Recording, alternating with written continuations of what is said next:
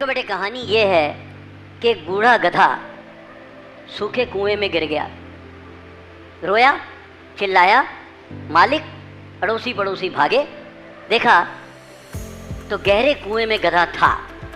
मन में आया कि एक तो कुआं गहरा है और गधा बूढ़ा है किस काम का, और इसलिए हमें क्या करना चाहिए, मरने दें इसको, लेकिन कुएं को मिट्टी से भर दें ताकि कोई दूसरा अंदर ना गिर जाए। और उन्होंने फटाफट कुएं में मिट्टी और कचरा डालना शुरू किया।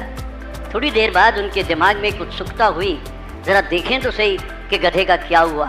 और गधे ने क्या किया कि जो ही मिट्टी डलती वो अपने आप को झाड़ता, उस मिट्टी के ऊपर आकर के खड़ा हो जाता। मिट्टी डलती गई, गधा ऊपर आता गया।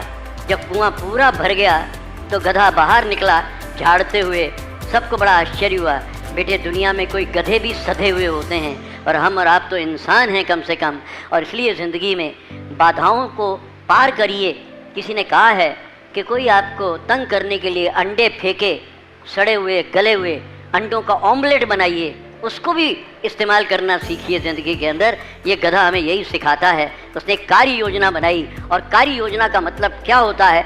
कार्य योजना का मतलब ये होता है कि चिंता और चिंतन दोनों से चुभन होता है, लेकिन ध्यान रखिए चिंता का चुभन घुटन में बदलता है और चिंतन का चुभन सृजन में बदलता है।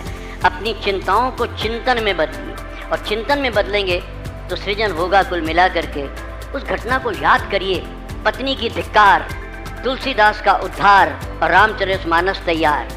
पत्नी ने धिक्कार लगाई तुलसीदास को, तुलसीदास के लिए वो तनाव सकारात्मक तनाव बन गया कि पत्नी ठीक तो कहती है कि मुझे प्रेम करना ही है, तो भगवान राम से प्रेम करूं, शरीर में क्या रखा है। यदि तुलसीदास चाहते तो अपनी पत्नी को 1000 गालियां देते, 7 फेरे खाएं, कोई मजाक समझ रखी है क्या? लेकिन तुलसीदास समझ गए कि प्रेम करना है तो भगवान राम से करना है। और उस ज़माने में आप सोचिए, तुलसीदास पत्नी के एक धिक्कार के कारण बिना कागज़, बिना पेंसिल, बिना रबड़, बिना शार्पनर और दुनिया का महाकाव्य लिख दिया रामचरितमानस। इसलिए सदा याद रखो बेटा, जो भी आपको चिंता होती है उसको चिंतन में बदलिए, और यदि आप चिंतन में बदलेंगे तो आप समझ जाएंगे। ये दुनिया में 2 शब्दों से सीखिए। आप कई बार उत्तर लिखते बड़ी गलतियां करते हैं, और ये गलतियां क्या करते हैं, आपको लिखना है आंशिक रूप से, ये बात सही है, और आंशिक में बिंदी नहीं होती है, और आंशिक में बिंदी नहीं हो तो आंशिक क्या बन जाता है मुझे आपको बताने की कुल मिलाकर के ज़रूरत नहीं। और इसलिए यदि चिंता में बिंदी नहीं हो तो क्या होता है, चिता होती है। चिंता और चिता में क्या फ़र्क है बेटा? चिता मुर्दे को जलाती है, एक बार में जलाती है, अंतिम बार जलाती है, लेकिन चिता इंसान को तब तक जलाती रहती है तब तक जिंदा मुर्दा नहीं बन जाता। इसलिए दोनों में अंतर करिए, चिता और चिंतन। और इसलिए चिंतन की बात करिए।